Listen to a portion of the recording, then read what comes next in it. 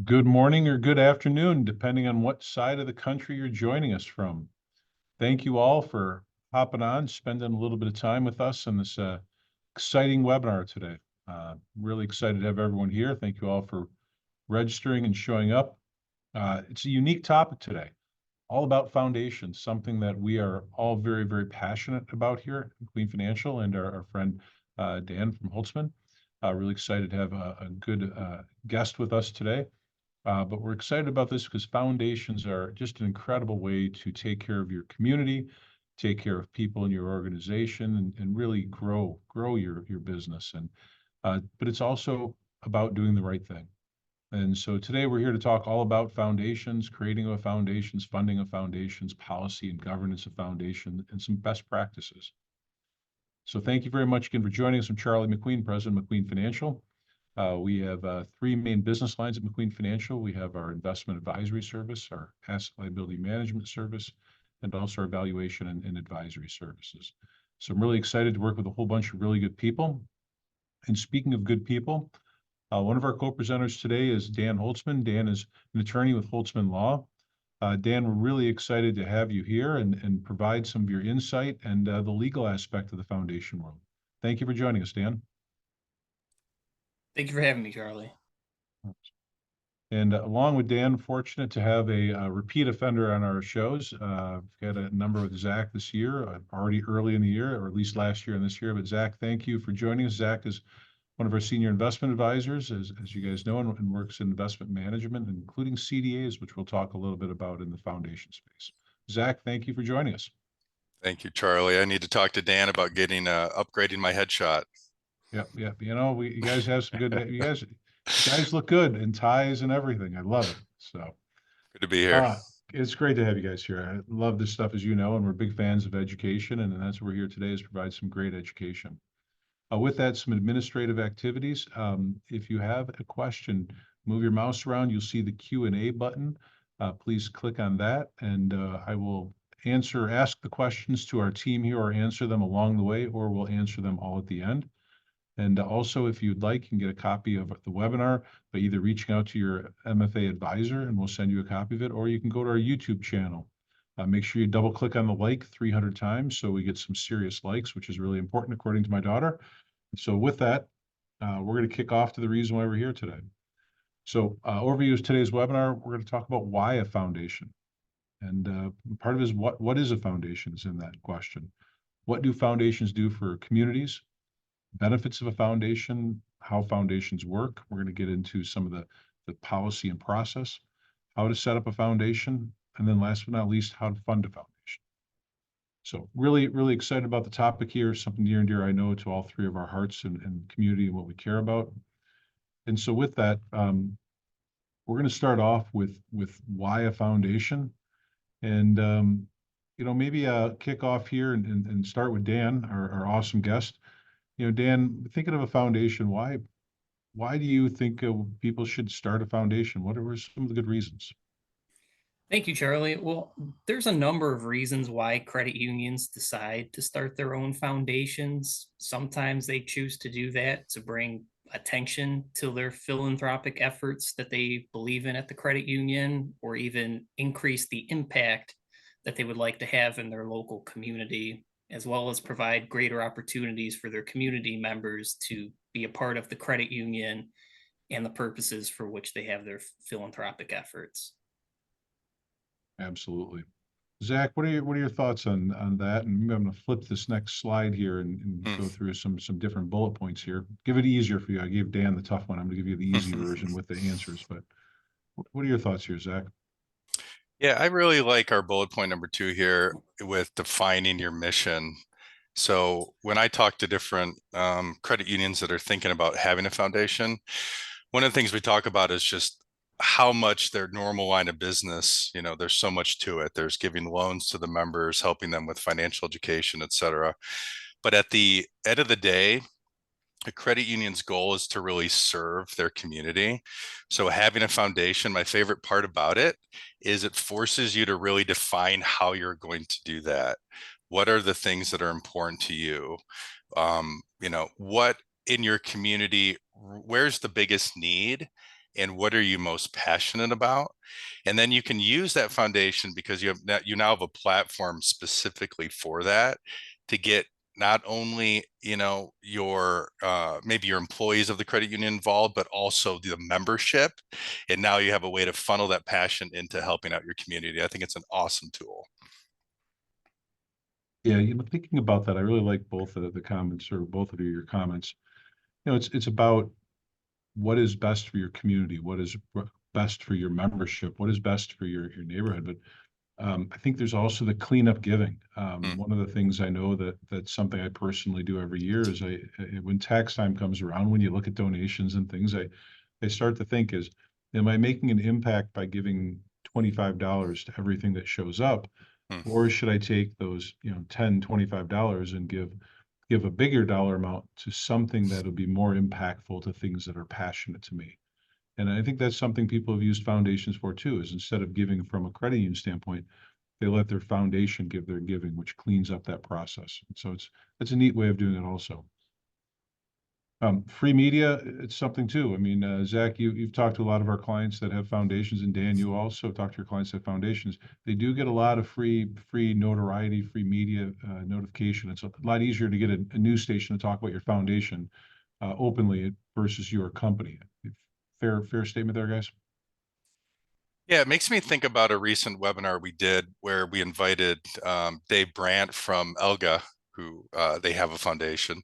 And one of the things I remember him saying was, if you do good in the community, you don't have to call the cameras to show up. The cameras just show up. I don't know if you remember that statement. That really stuck to me, because if you do good, people just are attracted to that. And eventually people are going to notice what you're doing. They're going to want to be a part of it. And then all of a sudden you have this big force behind you. So I think that's just incredible.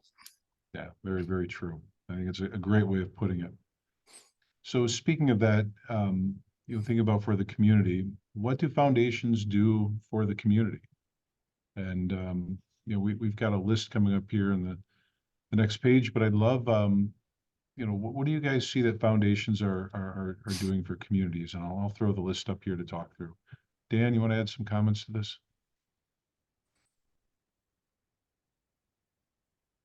I think you're on mute, Dan. Sorry about that. That's right. It had to happen to someone, so therefore Zach and I are now both in the clear for the rest of the presentation. Hey, I'm happy to get it done with early. Perfect. There's a whole variety of purposes that these foundations are or causes that these foundations are helping within their communities. It's not just about providing financial education or financial responsibility to their members. It goes beyond that into the passions that you have as a human being, caring about your peers, your community, whether it be through local food banks, greater access to housing, or any other thing like that. I think Zach has some real boots on the ground stories that he'd actually like to share with the group about what a couple specific foundations are doing for their communities. Yeah, Dan, I've got a few here that people were kind enough to share with me. And I'll start off with the first one, which I got to witness with my own eyes. Last year, I was at the Lake Trust Credit Union Foundation. They had a golf outing. It's a lot of fun. We have a good time. Beyond that, though, they always have speakers, people that have earned scholarships come up and talk, and different charities that they support. And last year they had somebody come up, the founder for Love for a Child Kids Camp, which is a charity that focuses on children that have been through, I think it was 4 to 5 foster homes on average, which is just wild to think about. So that's a real example of people that need help. Fantastic. Talking to a Forefront, they were kind enough to share they work with a company that does equine therapy. I think I'm saying that correctly. And what that is children that are working with horses as a way of a therapy to build and gain trust with an animal, then to take that on and help them bridge that gap with human relationships that they might be struggling with. Also, hand-to-hand feeding the children was a specific organization that they're a part of, which is really bringing actual food to real people in their community. So cool. Elga Foundation, I mentioned them before. They work with the Children's Miracle Network and the Voices of Children, which helps kids that have just been in catastrophic situations that are just wild to think about. Alliance Catholic shared with me that they had an actual member that was a part of a school shooting at Michigan State that it was in need, and they were able to take the foundation to funnel support to a specific person, not just a big organization, but an actual member that needed help. That was awesome to hear. And then US Eagle, through their Arnia Foundation, shared with me that they've helped many, many nonprofits. And the focus there has been on through financial education, with the idea that if you can help people become more educated, it's going to bring prosperity to the community. And it all just kind of, builds upon itself. So those are a few examples. And of course, here's the list of more of a high level way that foundations are helping. That's really some powerful stories there, Zach. And I think to me, it's incredible that we're able to help our clients are able to help people make such a big difference in their lives and their communities. And we do have some clients that are in very impoverished areas, and serving the underserved or members of modest means, a number of different ways people look at it. And sometimes having your foundation to support your local community that is in that need is really an amazing thing to be done there. So that's really cool. Lots of financial scholarships. Just looking through, I saw a note today about a client that had given out $400,000 in scholarship funds this last year, a little over $400,000. So things like that can make a big difference in people's lives and in your local community. All right, so benefits of a foundation is an interesting conversation, because we talked about, the previous slide. I don't want to confuse these things. What are foundations doing that are for the community and good for the community? And that's a huge benefit for the community. Now, one of the things that we found working with our clients at foundations is not only is it good for the community, it's also good for the institution. It provides that advertising comment that Zach just mentioned a second ago. And it was really interesting to me here. And both Dan and Zach, I'd love to have your comments on this, but I've seen some incredible things. We talked about the advertising component. What other things are you guys seeing out there from, a benefit of a foundation? Well, one item that I'm not seeing on the list that is a benefit I hear of some credit union foundations is some of them are actually utilizing them as a vehicle to allow access to the credit union's field of membership by expanding it through a non-traditional forum, mainly through charitable contributions or volunteerism through their foundation as a vehicle for field of membership eligibility. Yeah, it's an interesting comment, Dan. I'm going to be I was on a call with someone earlier today, actually, talking about that. They like the idea that people believe in the same philosophical viewpoint of them, that they'd love to have them also as a member of the credit union. That was a nice way to bring people with similar thoughts and effectively an old seg structure and bring people into the credit union. So great point there. Zach, anything you want to add here? Yeah, I'll add that I've heard some stories of if you have a channel to give, then the next question is what are you going to give to?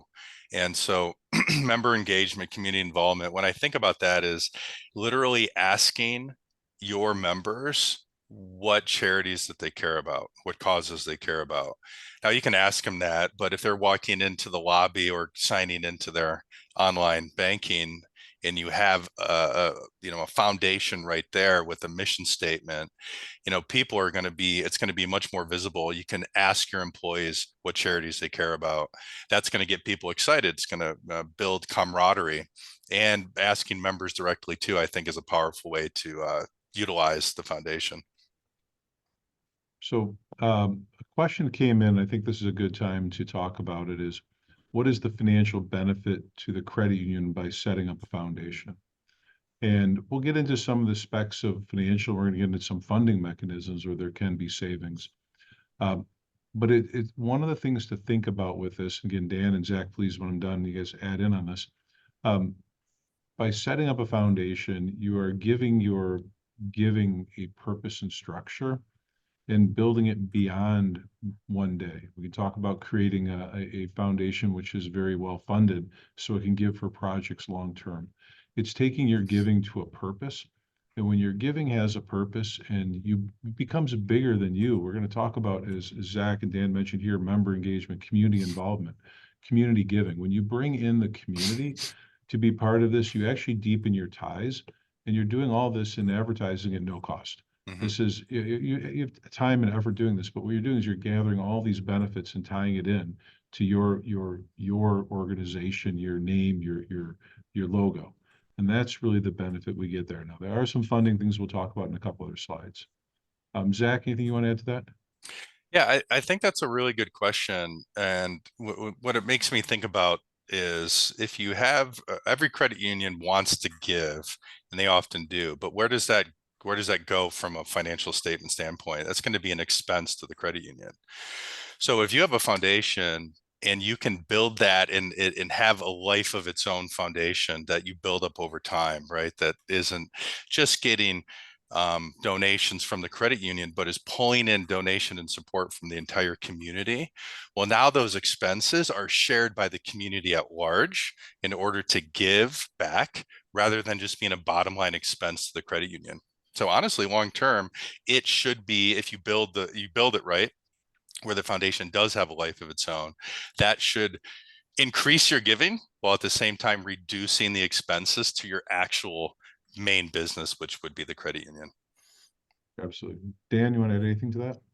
I don't think I could have said it any better than Zach did. It's really about pooling financial resources, not just solely the credit union's funds that are being used for these charitable causes.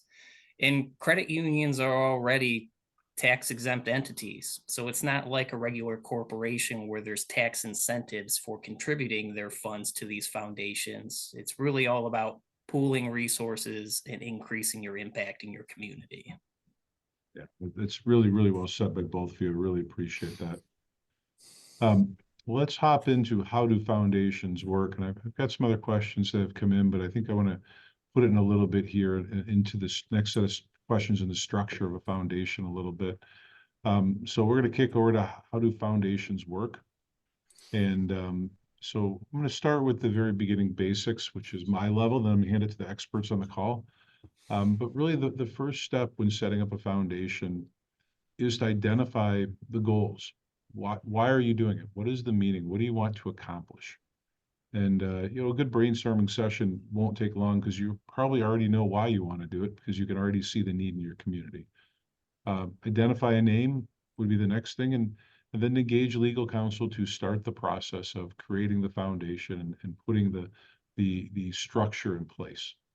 So to me, that's the first step, and really the hardest one is defining the goals. What do you want to accomplish? The rest of it, Dan can go through, and he's got great ways of helping us with the legal aspect. But it's really important to think about that. And I always like to lead with why. Why are we doing something? And then we can figure out the how. And so that's the right way of thinking about it. So Dan, continuing on kind of the first step here a bit more, can you talk a bit about how to set up a foundation? I'd absolutely love to. First, I'd like to take a second to talk about that last slide on identifying a name.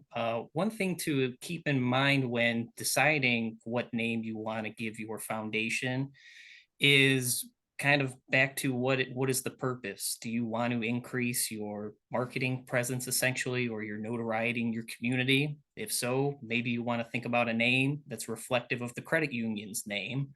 Or do you really want it to be something that's totally separate and distinct from the credit union solely for the charitable purposes of why you're starting this? And those are the considerations I think you need to take into account when you're deciding what type of name do we want to give this entity. You want to move a slide forward. I'm more than happy to share kind of a general overview of the legal process of how to legally form a foundation.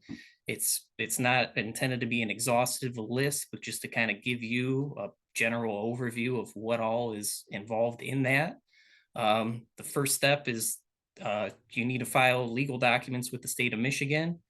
Most foundations are formed as nonprofit corporations. It starts with filing articles of incorporation with the state of Michigan. These need to be drafted in a way that complies with the Michigan Nonprofit Corporations Act, or if you're outside of Michigan, your state's Nonprofit Corporations Act, as well as if you intend to obtain that 501c3 tax exempt status, you want to ensure that there are certain articles that are included within that as well. In addition, you need to decide who is going to be the resident agent of this foundation. That person is just the one who's responsible for receiving legal notices on behalf of the company. You can have it be an internal employee. You can hire a professional company that's sole job is to do that, or you can request that your attorney fill that role for you, because at the end of the day, the purpose is for that individual to receive legal notices. Once those documents are filed with the state and approved, you would need to apply for an EIN with the IRS. It's free, simple, easy to do online, through mail, or via fax. If you're on a website that's charging you a fee, you have not gone to the right place. And then you need to prepare bylaws and policies that are going to govern how the credit union or how the foundation is going to govern itself. Once those documents have been prepared, the foundation will need to hold its initial organization meeting where the members of the board of directors of the foundation will be appointed, officers will be appointed, bylaws and policies will be approved, and various other legal resolutions to follow. Before you apply for your 501c3 tax exempt status, you really need to define what your initial funding structure is, your ongoing funding structure, your spending plans, your investment strategies, because depending on how these are defined can dictate how you go about applying for that 501c3 status. Zach is going to talk a lot more on those topics in a few slides here. And then there's some other registrations that are needed to be done with the state of Michigan in order to solicit charitable contributions from the community, as well as hold raffles as a way of generating funds for your foundation as well. Really, really important stuff to get the raffle tickets out there. They're one of my favorites. Thank you. I appreciate that, Dan. It is important to go through this process, and Zach and I both laughed pretty hard, thankfully on mute, when you made the comment that if you're going to a website where it's asking you to pay for stuff, you're at the wrong website, because we've all seen those and gone through those by mistake once. So I really appreciate that additional comment there. And I've gone to them as well, and they look very legitimate, but I've applied for enough EINs to know it's free. You're not supposed to pay a fee for those. Love it.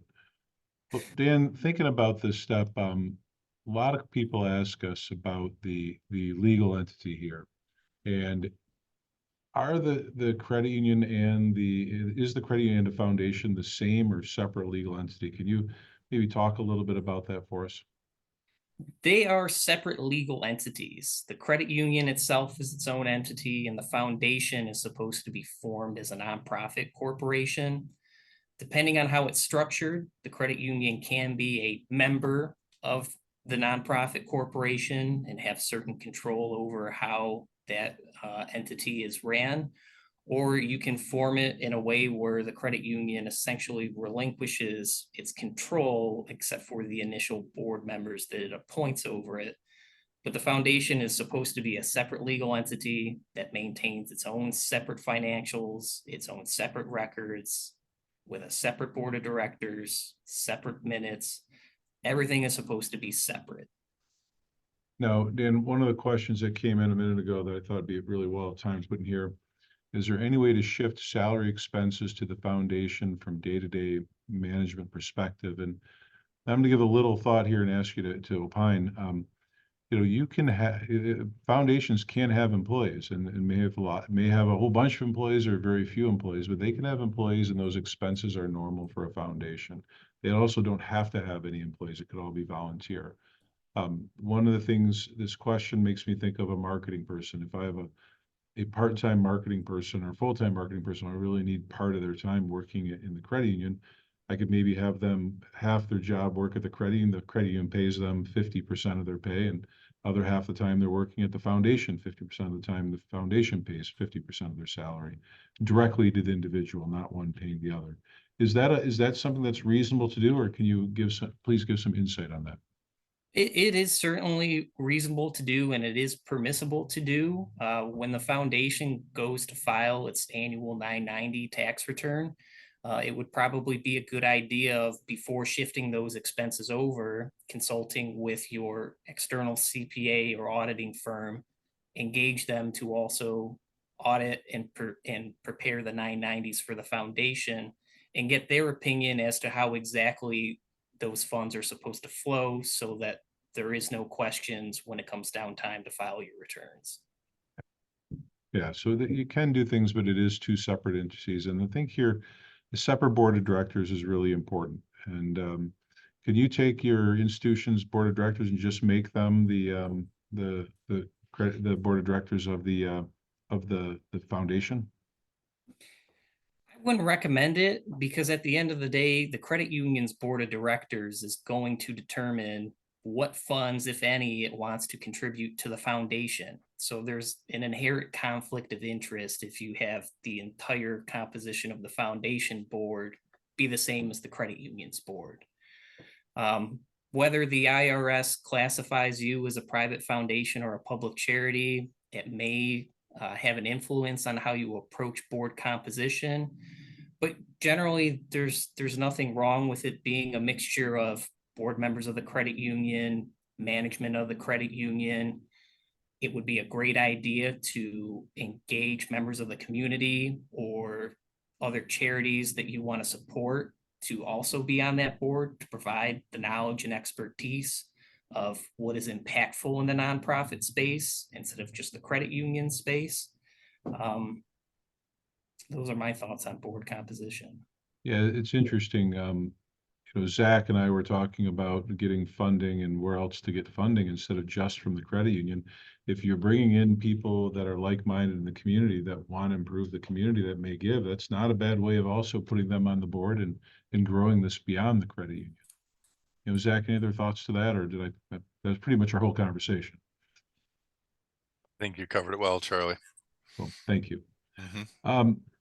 Dan, can you talk to me a little bit about hijacking foundations?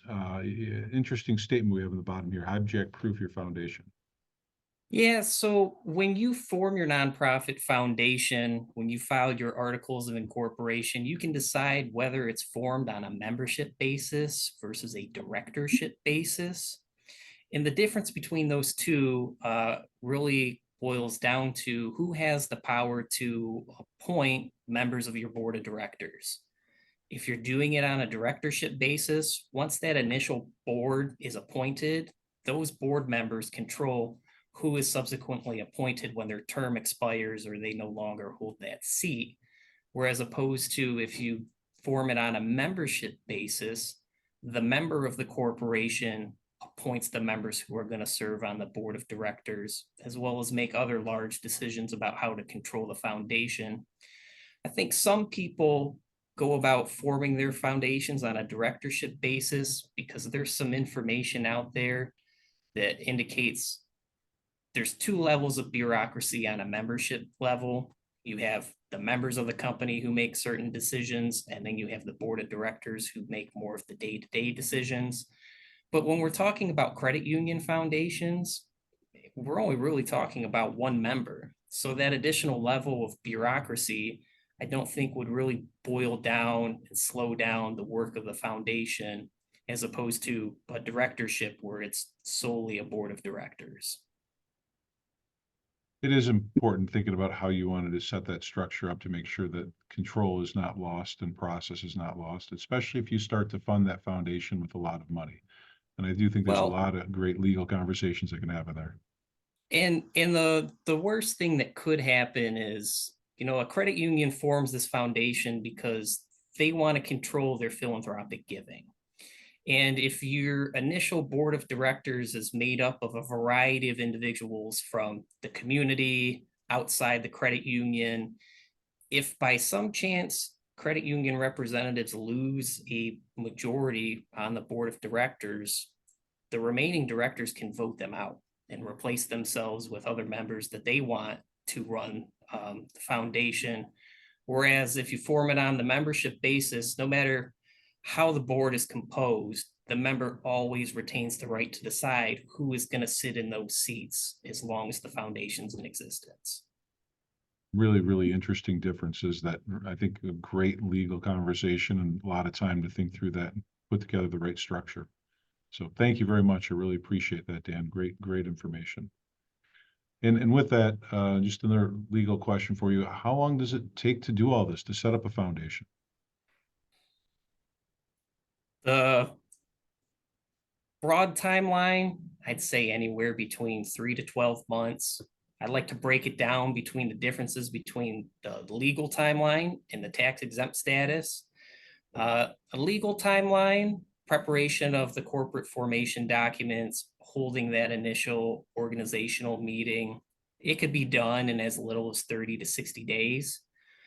And once the foundation is legally formed, you can immediately start funding it and start utilizing the foundation. You don't have to wait to obtain that tax exempt status. The only downside is if you want to solicit donations from the general public during that time, outside donors aren't going to be able to obtain a tax deduction until you obtain that tax exempt status. Now, depending on the types of activities your foundation is going to participate in and how much money is going to be coming into the foundation can affect what form we can use to apply for that tax exempt status. If we're able to qualify for the short form, it can take 1 to 2 months after the application is filed. If we have to use the long form, it could take anywhere from 3 to 9 months, depending on where you're queued up in the IRS's queue. But if you're having a complicated, high dollar generating foundation, it's going to take time to prepare that application. It's not going to just be whipped up together in a week. It can take up to 100 hours depending on the complexity of the organization. Yeah, it's really, really great advice there, because I do know that most people outside of the credit union obviously are going to be taxable entities that would want to potentially give to the foundation.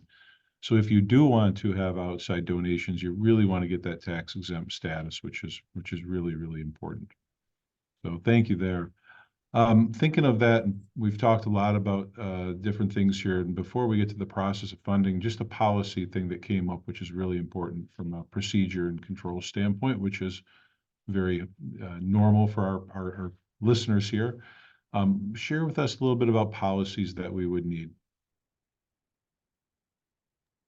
And a little bit, Dan, you could share a little, then Zach, maybe you can give a little bit also after that. I appreciate it. At a minimum, if your goal is to obtain the 501c3 tax exempt status, you are required to adopt a conflict of interest policy. And that's really just to ensure that members of the board of directors of the foundation understand when and how a conflict of their interest can arise, how to address it, and how to resolve those issues.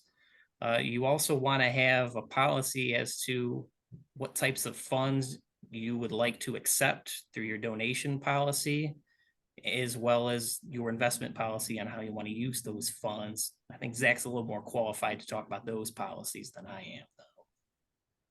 Yeah, thank you, Dan. On the investment side, we joke sometimes working with different institutions because we'll receive an investment policy for the foundation and we'll say, did you just take your current credit union policy and just write the word foundation? You know, oftentimes I hear yes. Should we do more? Probably should have totally separate ones. And it's just important because these are different goals, right? We have a investment policy that serves the primary institution great. The foundation's going to have different goals. So we really need to drill down and look at the different asset classes that you're able to buy, the different terms, right? We're going to be serving a different purpose, and that really needs a totally separate policy to be looked at very carefully. A little more later on that. Yeah, thank you guys. I really appreciate that. Thinking of that it's a lot of activities of how to open the foundation, what is needed, structure. And now I want to talk a little bit about the process of funding. Because there's a couple different ways this can happen. And when we start talking about this with institutions, I think a lot of people take a step back. And so with that, let's talk here. Zach, I'd love to get some comments with you on, the initial funding here. And Zach, you could talk a little about or Dan, you could talk a little bit about some of the grant activities. But, Zach, why don't you talk a little bit about the process of funding? Yeah, so typically what we hear is the foundation is obviously formed by the institution, by the credit union. So it makes sense then that the initial funding would be from a credit union, an initial donation to get it off the ground. Now, it's important to realize that that is just the initial seed money. As we mentioned before, the goal is over time to bring in other money so that it's not just the credit union bringing in that money. So we have a few bullet points here that really talk about that. There's annual gifts that can be from the institution, from the credit union. It can also be from the community. I mentioned earlier golf outings. I think who doesn't, well, I was going to say who doesn't love to golf, because it's probably a few people that don't love to golf, but who doesn't love to get on a golf cart and go support a great cause? And you can have that initial funding, but then the ongoing funding is coming from different events that you're doing in your community. And also charitable donation accounts are fantastic, which we'll get into more detail in a minute. But the gist of that is a specifically designed portfolio whose primary, if not only focus, is to generate income to provide ongoing support into that foundation.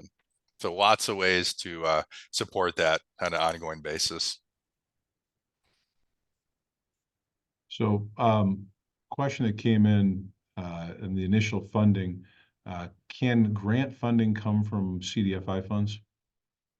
Does anyone know the answer to that on this call? I do not No. know the answer to that, Charlie. Good question. Yeah. All right, Dan, no. I don't have a specific answer to that Yeah. one at this time. So I do think, I think we can, we'll get back to you. I appreciate the question. I have seen that CDFI grants normally are just for the entity that applies for them. So once you get it to give them to another entity, I do think there's an issue there. But something we'll look into. If the foundation applies for it, that might be a different thing, but I doubt they can get a CDFI grant. So I've got your message. We'll get back to you on that to answer that.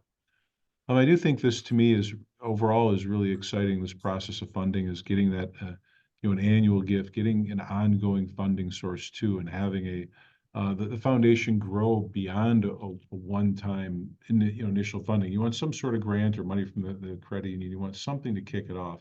But Zach, we talk about this a lot. We want to have a foundation that is growing assets and the ability to give over long term. You and I are in the same boat on that, aren't we?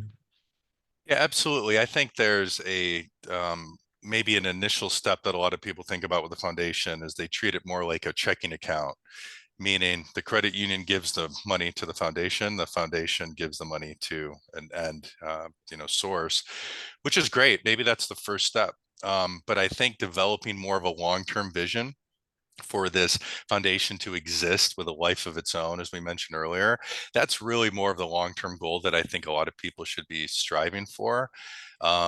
It just gives you more opportunity to give in perpetuity rather than just needing, just having this checking account that basically, money filters through and moves on.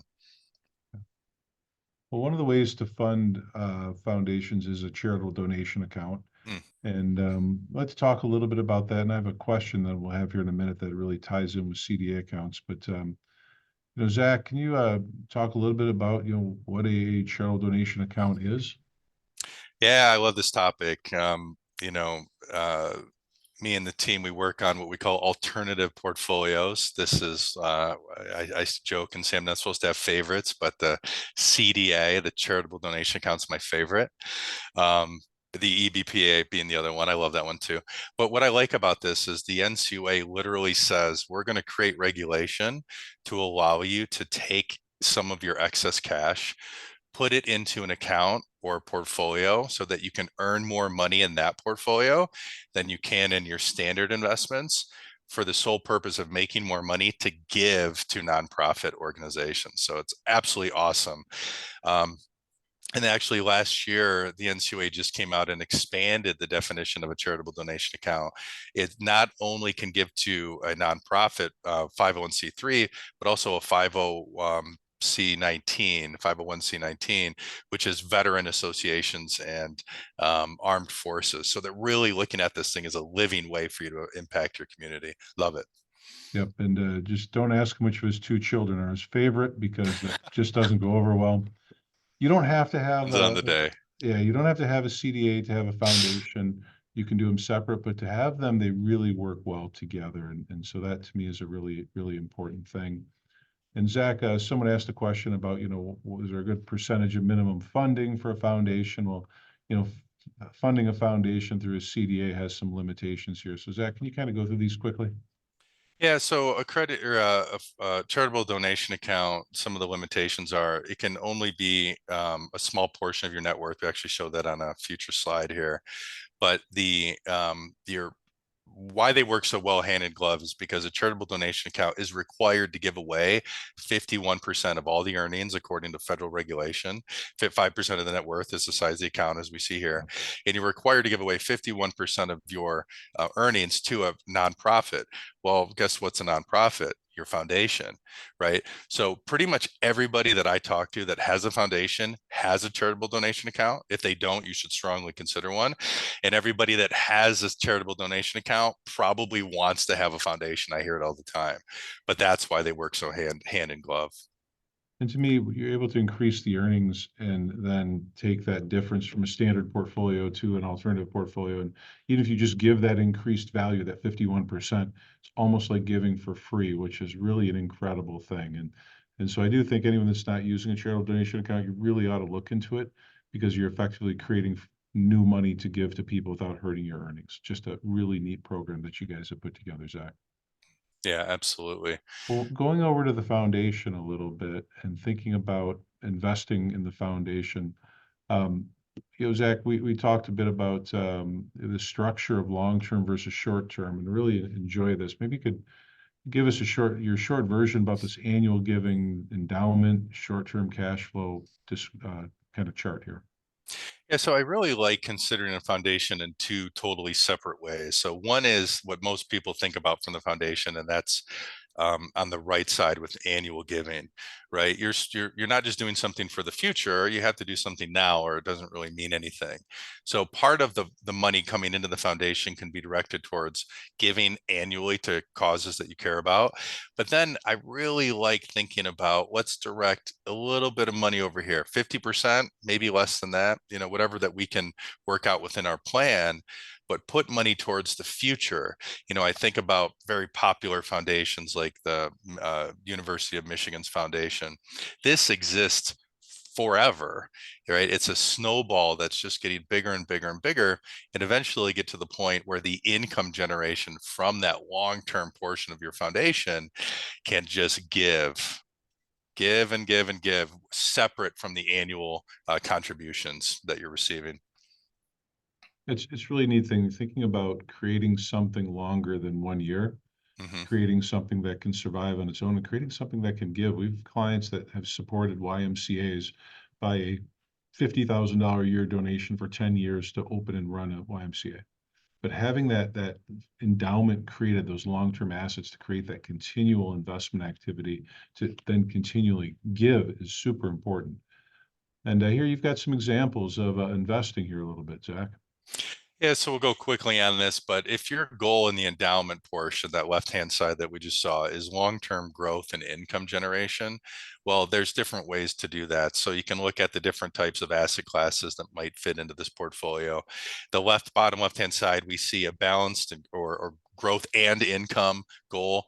We can see a pretty good mix here. And in the bottom right, we see more of a growth focus. Really what we mean by growth is a investment in things like the equity market, right? You're looking to grow for capital appreciation, not just for income. Now, I probably have some people watching this and thinking, man, I don't know about that. Well, a couple of things to keep in mind. Remember, as Dan said earlier, we're talking about a separate legal entity, right? The accounting ramifications are separate if it's set up correctly. That's an important thing that we can talk about later offline. But also, this is completely customizable. We don't have to do any of these asset classes, but each asset class fits a different role into your plan. And I like this structure because I look at this as and. I don't like to say one or the other very often. I like to say and. And so part of your foundation can be growth focused. Hey, we're going to take 50% of the assets. We're going to put it in a growth focus where we're not getting coupons. We're not getting income. We're growing assets. We're buying NVIDIA stock when it's at $4 a share, right? But then we have the balanced growth and income. That could be the other 50% could be in that structure of your foundation, where you can see here with corporate bonds and munis and preferred stocks, that's really going to be generating regular cash flow so you can give on a monthly, daily, weekly, quarterly basis, whatever it may be. And so it could be one or the other, and it could be an and component to that. So really important. And this goes back when Dan started here talking about, understanding what your foundation is and what you want to do with your foundation. That is going to drive this. And then the policy stuff we talked about, the policy has to have in place what we want to do here and drive here. So we're not making investments in a vacuum that doesn't make any sense. We want to make sure we're doing those investments that fit our policy and fit our goals of our organization. So really, really important here. And you throw up a spending account too, which is interesting. I like this. Yeah, like we talked about with that flow chart, you got the endowment long term, and then you got your spending or your giving account. And the key word here, I don't know if it's on this page somewhere, but liquidity. You want to have liquidity. We can't have a bunch of long-term assets tied up and then say, well, you know what, we have that giving that we want to do in December. I guess we'll have to go sell some investments. May not be the best strategy. So you can see in the bottom right, one of the biggest pieces, well, they're pretty equal, but that turquoise piece of the pie there is in money market. That's essentially a cash equivalent, right? So if we can build a program and understand what your giving expectations are over the short period of time, we can have investments or cash, which is a type of investment, there to support that giving, to spend. I think this is something that gets definitely missed in a lot of ways. In the news this week alone, Harvard, one of many schools, is actually their endowments are looking at issuing debt because they're out of cash. Their cash is all stuck in long-term activities, and maybe their revenue has changed, and so now they're struggling with a cash flow problem. And so really making sure you think through this policy, procedure, goals, outcome. I mean, it's something where you want to get your attorney involved, your advisors involved, and really work through that. But I think, Zach, really well thought out is knowing that giving and knowing how to create that portfolio. So that really goes into your portfolio considerations here. That giving schedule, your goals is super important. Yeah, one of my favorite things to do is learn what the goals and intentions are of the foundation, right? What's the high level dream? What are we trying to accomplish? But then the very next thing needs to be, how are we going to do that? So the more clarity we can gather on this on the front end and say, how much are we looking to give? What's our year one give? Let's think you had $1 million foundation, you wanted to give away $100,000. Well, that's great, but that's going to last for 10 years, right? Earnings aside. So you're going to have a great foundation for a short period of time. We need to know how much we're wanting to give. And what that will do is it'll let us know what we're going to need to fund on an ongoing basis in order to replenish the foundation. The next step is, what is our asset mix, as we just went over? If we want to grow to a certain size, well, we need to have a certain asset mix that will have a particular return assumption, as we show here on this chart. And finally, when we put all these things together, the money in and the money out and the income that's generating, which is part of money coming into the foundation, you're going to have an annual surplus or a shortfall. We can tweak this based on different assumptions to get where we really need to be. But at the end of the day, we want this to exist in perpetuity. We cannot have a shortfall over the long period of time. So this planning on the very onset is really key, Charlie. Yeah, it is. And it's all about doing it right. This is about getting good advice on your structure, good advice on the mix, good advice on your goals. A lot of time and energy needs to go into this. So thank you. You know, I love this great setup question. Who can manage the foundation? Well, absolutely. Zach will happily do that. It can be done a lot of ways, but it's important that you have a plan in place to do it correctly. So from here, Dan, I want to hop over to foundation direct gifts a little bit as we get towards the end of our webinar today. Give us some thoughts on this about giving money from the foundation. We've talked about gathering money and structure and managing it, but how do we give it away? Well, in order to give it away, it has to go towards a charitable purpose. Certainly, giving money away to other 501c3s in and of itself is for a charitable purpose. But foundations are also allowed to give money to individuals. How exactly they do that is somewhat dependent on whether you're classified as a public charity or a private foundation. I get asked this question all the time on what the difference between these two are. And it starts out as it's really a designation by the IRS, whether you're classified to them as a public charity or a private foundation. That is the product of how the foundation itself is funded. If the foundation is funded where at least 1/3 of its funds are coming from the general public and not just one or very small number of large donors, then the IRS will classify you as a public charity, whereas private foundations are funded primarily by one or very few large donors, similar to like the Bill and Melinda Gates Foundation. What does that mean to people on the outside who are looking to contribute funds to your foundation?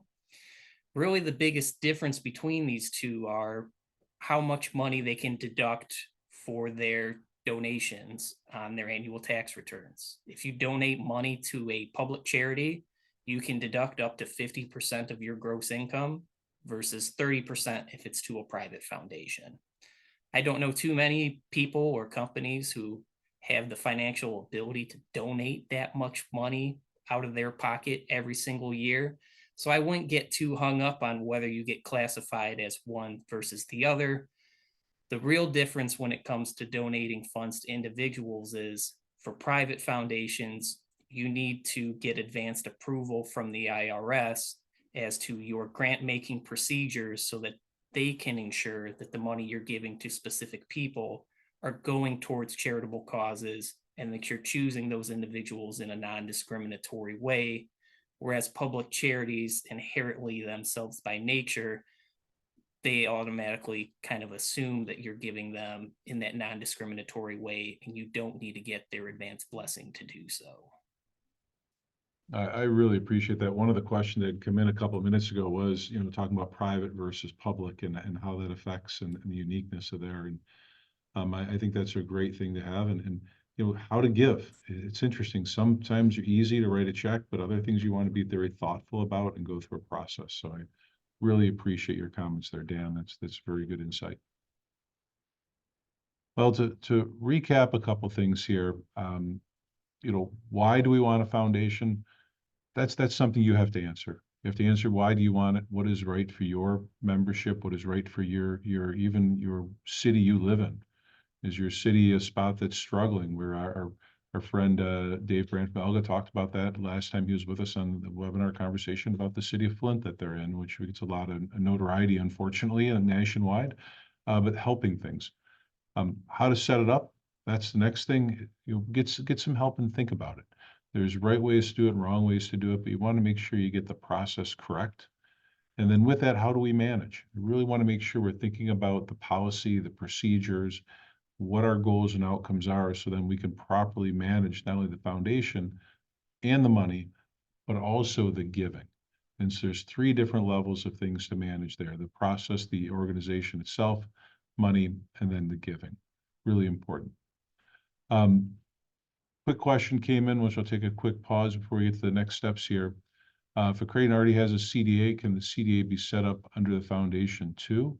Now, the CDA is going to be a component of the credit union, and it's a funding mechanism in the credit union where you're allowed to invest in different ways. You can then take the earnings from the CDA and give those to the foundation. You can also write a direct check to the foundation. So it wouldn't be in the foundation. Now, the portfolio in the foundation can be managed, and that portfolio needs to be managed separately because it's a separate legal entity. And so, but we can manage a portfolio in the foundation with the foundation's goals in mind too, which may be the same as the credit union, but we still have to have a separate entity. Zach, anything you want to add to that? The only other thing I would add is take a look at how big your charitable donation account is. If it's under 5% of your net worth, you probably have room to fund more in the charitable donation account. But totally agree with everything you just said. Thank you. That's a good Mhm. point there. Well, guys, with that, some next steps here. I think go back and discuss how your foundation can help your community. To me, that's where this all starts. And then, I, whenever you're doing something, you want the outcome. Like, why do we do advertising? We want people to show up at the credit union. Well, we're going to do good things because we want to do good things and we care about our community. But while we're doing those good things, we might as well advertise those good things. And if we get good PR out of it, that's awesome. That's a secondary benefit. So that's where I do think a foundation can help an institution, can also bring good people in the community with like-minded structure.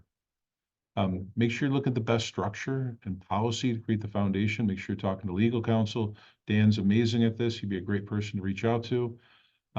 Also reach out to your advisor. Make sure your financial advisor, whoever you have doing that. Zach's obviously incredible at this, but making sure you have the right financial advisor in there to help you make good decisions, and make sure that the dollar amounts you're talking about, we can actually create to fund the outcome that you want. We've got to make sure the revenue and expenses are in alignment and for the terms. And that's really the long-term and short-term giving and growth needs. Really, really important. That's where I'd love to get your attorney and your advisor in the room to talk about this, as they're going to give you some great insight in all these things. To wrap it up, guys, any final comments, Dan, you'd like to share with us today? I'd just like to thank you for allowing me to be a part of this discussion today. I love working with credit unions and helping them achieve their philanthropic goals. I love hearing the stories. I have a lot of fun doing this. Thank you so much. You're welcome. We appreciate your expertise and long line of great attorneys at the firm, and you guys are really, really do a wonderful job. Thank you. Zach, any final party comments today? Yeah, two things. Number one is, Dan, I think that when I think about foundations, the most intimidating part for me is always the legal side. So I've learned a lot as well on this call and on this webinar, and I think you helped demystify a lot of things. And so I appreciate your contribution with that. Absolutely. And Thank you. I hope others yeah. share that as well. Yeah, absolutely. And the second thing is, this is all about helping more people. So if you have a foundation, I think it's good to remember at the end of the day, this is helping actual real people. And this is a way to just do more of that. So fantastic conversation today.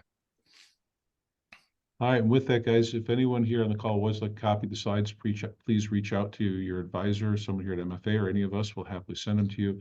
The recording of the video will be on our YouTube channel, and also our advisors and Dan will have a copy of that to share with anyone. With that, I want to thank everyone for joining us. Our next upcoming webinar is on March 19th. Not that far off, because we're basically the end of February here. We're except for a little leap year issue, we'd be done with February today. But March 19th, 2 to 3 p.m., ALM 101, the basics. So please join us for that next webinar. With that, thank you all. Everyone have a fabulous rest of your day, and thank you for spending some time with us today. Thank you. Thank you.